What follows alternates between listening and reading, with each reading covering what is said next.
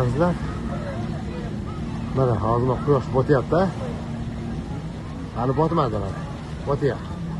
Hozir asr vaqti mana shu. Asrda oxirgi vaqtlar.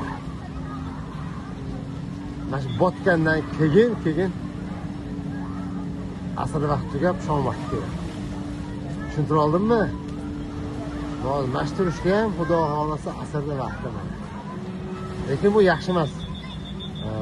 Bunday holatgacha taqab namoz o'qish munofiqlarniki deb yozgan. Rasululloh aytganlar. Tilka solatul munofiqi, bu munofiqning namozi, bu munofiqning namozi deganlar. Nima holi yarisi qanday bo'ladi deganda, asrda mana shu hattoki botadigan vaqtgacha kechiktirib, keyin nima qiladi? Keyin o'qiydi deganlar. Munofiqning namozi bo'ladi. Hozir mana asr vaqti emas.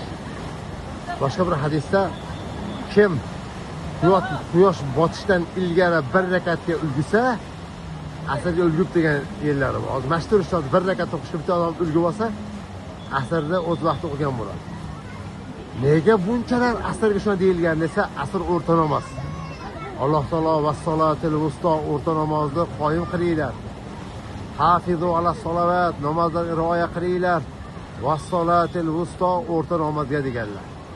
Tushunarlik o'rta namoz. Boshqa bir hadisda kim asrda qazo qilsa, kim asrda tark qilsa, qazo emas. Kim asr tark qilsa, amali habata bo'libdi degan hadis bor. Man taraka asron faqat habita amaluhu degan yerlar bor. Maşallah mana hozir turib botadi mana. Yo'q, keyin shom vaqti keladi. Assalomu alaykum va rahmatullohi va barakatuh.